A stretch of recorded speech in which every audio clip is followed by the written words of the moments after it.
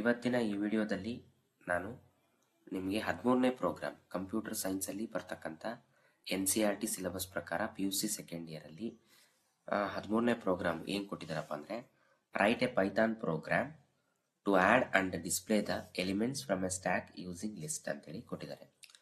ಈಗ ನಿಮಗೆ 13 ಮತ್ತು 14ನೇ ಪ್ರೋಗ್ರಾಮು ಸ್ಟ್ಯಾಕು ಮತ್ತು ಕ್ಯೂ ಮೇಲೆ ಕೊಟ್ಟಿದ್ದಾರೆ. ಈ ಸ್ಟ್ಯಾಕ್ ಅನ್ನೋದು ಏನಪ್ಪಾ ಅಂದರೆ it is A lost in first out data structure ಅಂತೇಳಿ ಕರಿತೀವಿ. Lost in first out data structure ಅಂದರೆ ಲೀಫೋ ಮಾಡೆಲ್ ಅಥವಾ ಲೀಫೋ ಟೆಕ್ನಿಕ್ ಅಂತ ಕರಿತೀವಿ. ಯಾಕಪ್ಪ ಅಂತಂದರೆ ನಾವು ಸ್ಟ್ಯಾಕಿಗೆ ಲಿಸ್ಟ್ ಯೂಸ್ ಮಾಡಿಕೊಂಡು ಏನು ಎಲಿಮೆಂಟ್ಸ್ನ ಆ್ಯಡ್ ಮಾಡ್ತೀವಲ್ಲ, ಲಾಸ್ಟಿಗೆ ಯಾವುದನ್ನ ಆ್ಯಡ್ ಮಾಡಿರ್ತೀವೋ, ಯಾವ ಎಲಿಮೆಂಟ್ನ ಆ್ಯಡ್ ಮಾಡಿರ್ತೀವೋ ರಿಮೂವ್ ಮಾಡಬೇಕಾದ್ರೆ ಅದು ಫಸ್ಟು ಎಲಿಮೆಂಟು ಡಿಲೀಟ್ ಆಗಿ ಹೋಗುತ್ತೆ. ಸೊ ಹಂಗಾಗಿ ಇದನ್ನ lost in first out data structure ಅಂತೇಳಿ ಕರಿತೀವಿ. ಇಲ್ಲಿ ಎಲಿಮೆಂಟ್ಸು ಆ್ಯಡ್ ಆಗೋದು ಮತ್ತು ರಿಮೂವ್ ಆಗೋದು ಓನ್ಲಿ ಒನ್ ಎಂಡಿಂದ ಆಗುತ್ತೆ. ಆ ಎಂಡ್ನ ನಾವು ಟಾಪ್ ಆಫ್ ದಿ ಸ್ಟ್ಯಾಕ್ ಅಂತೇಳಿ ಕರಿತೀವಿ.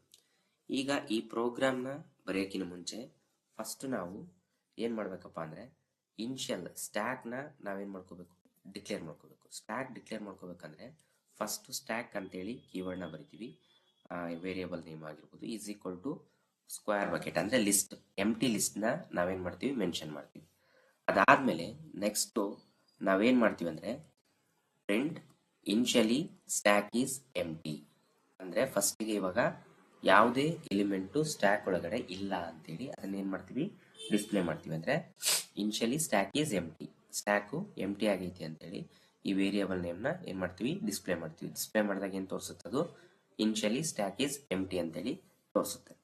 ನೆಕ್ಸ್ಟು ಅದಾದಮೇಲೆ ಏನು ಮಾಡಬೇಕಪ್ಪ ಅಂದರೆ ಸ್ಟ್ಯಾಕ್ ಡಾಟ್ ಅಪೆಂಡ್ ಫಂಕ್ಷನ್. ನಾವು ಆಲ್ರೆಡಿ ಲಾಸ್ಟ್ ಪ್ರೋಗ್ರಾಮಲ್ಲಿ ಅಪೆಂಡ್ ಫಂಕ್ಷನ್ನ ಯೂಸ್ ಮಾಡಿವಿ. ಅಪೆಂಡ್ ಫಂಕ್ಷನ್ ಅದಕ್ಕೆ ಯೂಸ್ ಮಾಡ್ತೀವಿ, to add the element in to a ಲಿಸ್ಟಿಗೆ ಆ್ಯಡ್ ಮಾಡೋಕ್ಕೆ. ಅದೇ ರೀತಿ ಇಲ್ಲಿ ಸ್ಟ್ಯಾಕ್ ಡಾಟ್ ಅಪೆಂಡ್ ಫಂಕ್ಷನ್ನ ಯೂಸ್ ಮಾಡ್ತೀವಿ. ಸ್ಟ್ಯಾಕ್ ಡಾಟ್ ಅಪೆಂಡ್ 10 ಅಂತ ಕೊಡ್ತೀವಿ.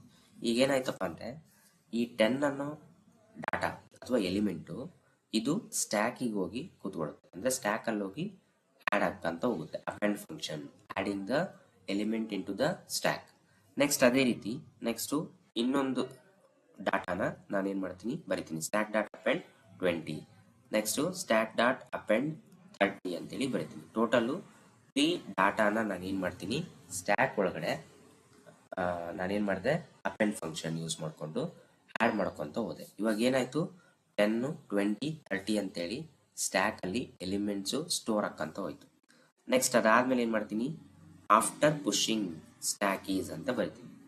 ಇಲ್ಲಿ ನಾವು ಸ್ಟ್ಯಾಕಲ್ಲಿ ಪುಷ್ ಮತ್ತು ಪಾಪ್ ಅಂತೇಳಿ ಯೂಸ್ ಮಾಡ್ತೀವಿ. ಪುಷ್ ಅನ್ನೋ ಫಂಕ್ಷನ್ ಏನು ಮಾಡುತ್ತೆ, ಅಥವಾ ಪುಷ್ ಅನ್ನೋದು ಏನಪ್ಪ ಅಂದರೆ inserting new element in to the stack, push ಅಂತ.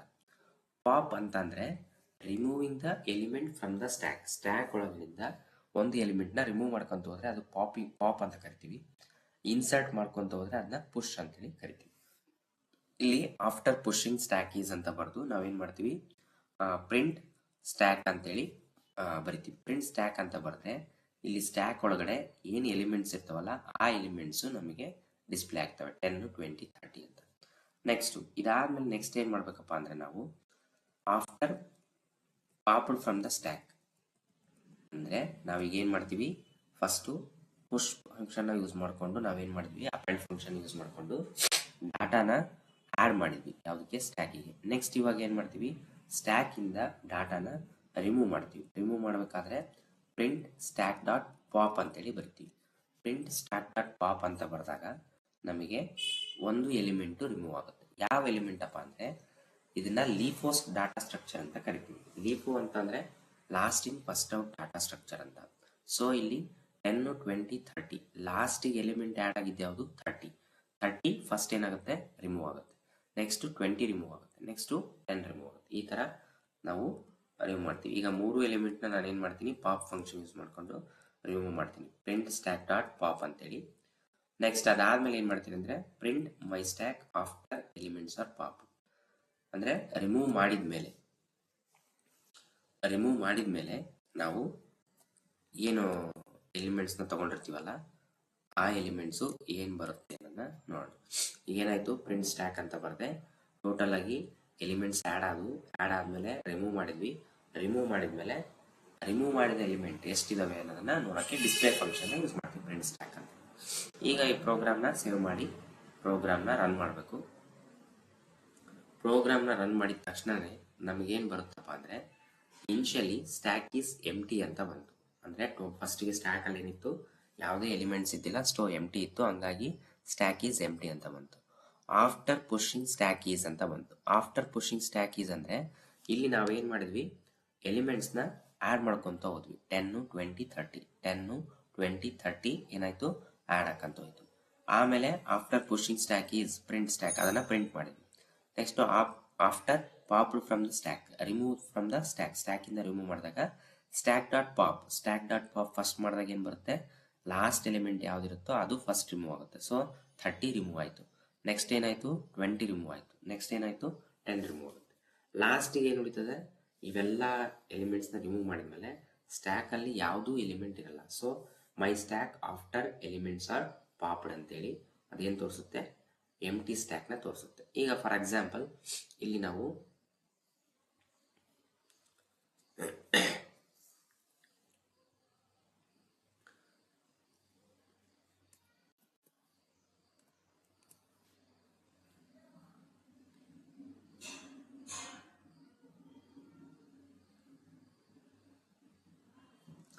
ಇಲ್ಲಿ ನಾನು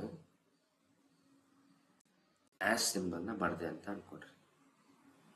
ಫಾರ್ ಎಕ್ಸಾಂಪಲ್ ಓನ್ಲಿ 2 ಎಲಿಮೆಂಟ್ ಮಾತ್ರ ನಾನು ಏನು ಮಾಡ್ತೀನಿ, ರಿಮೂವ್ ಮಾಡ್ತೀನಿ. ರಿಮೂವ್ ಮಾಡಿದಾಗ ಏನು ಮಾಡುತ್ತೆ ಅಂದರೆ ಅದು ನಮಗೆ 2 ಎಲಿಮೆಂಟ್ ರಿಮೂವ್ ಆದಮೇಲೆ ಆಫ್ಟರ್ ಪಾಪಿಂಗ್ ನಮಗೆ ವ್ಯಾಲ್ಯೂನ ತೋರಿಸುತ್ತೆ. ಸೊ ಇಲ್ಲಿ ನೋಡ್ರಿ, first initially stack is empty same ಇದೆ. ಆಫ್ಟರ್ ಪುಷಿಂಗ್ 10, 20, 30 ಆಫ್ಟರ್ ಪಾಪ್ಡ್ ಅಂದರೆ ರಿಮೂವ್ ಮಾಡಿ 2 ಎಲಿಮೆಂಟ್ಸ್ ಮಾತ್ರ ರಿಮೂವ್ ಮಾಡಿ 30, 20 ರಿಮೂವ್ ಮಾಡಿದ್ವಿ. ಬಟ್ ಇಲ್ಲಿ ಒಂದು ಎಲಿಮೆಂಟ್ ಹಂಗೆ ಉಳಿತದೆ ಡಿಸ್ಪ್ಲೇ ಮಾಡಿದಾಗ. ಸೊ ಈ ಥರ ನಾವೇನು ಮಾಡ್ತೀವಿ ಅಂದರೆ ಸ್ಟ್ಯಾಕ್ ಪ್ರೋಗ್ರಾಮ್ನ ನಾವು ಇಂಪ್ಲಿಮೆಂಟ್ ಮಾಡ್ತೀವಿ. ಇದು ಅಪೆಂಡ್ ಫಂಕ್ಷನ್ ಯೂಸ್ ಮಾಡಿಕೊಂಡು ವ್ಯಾಲ್ಯೂ ಇನ್ಸರ್ಟ್ ಮಾಡೋದು. ನೆಕ್ಸ್ಟು ಪಾಪ್ ಫಂಕ್ಷನ್ ಯೂಸ್ ಮಾಡಿಕೊಂಡು ವ್ಯಾಲ್ಯೂನ ರಿಮೂವ್ ಮಾಡೋದು. ಇದು ನಿಮಗೆ 30th ಪ್ರೋಗ್ರಾಮ್. ನೆಕ್ಸ್ಟ್ 14th ಪ್ರೋಗ್ರಾಮಲ್ಲಿ ಏನಿದೆ, QL ಇದೆ, ಅದನ್ನು ನೆಕ್ಸ್ಟ್ ವೀಡಿಯೋದಲ್ಲಿ ಹೇಳ್ತೀನಿ. ಸೊ ಇನ್ನು ಯಾರ್ಯಾರು ಈ ಚಾನಲ್ನ ಸಬ್ಸ್ಕ್ರೈಬ್ ಆಗಿಲ್ಲೋ ಸಬ್ಸ್ಕ್ರೈಬ್ ಆಗಿರಿ. ಅದೇ ರೀತಿ ಈ ಪ್ರೋಗ್ರಾಮ್ನ ನಿಮ್ಮ ಫ್ರೆಂಡ್ಸ್ ಜೊತೆ ಶೇರ್ ಮಾಡಿ.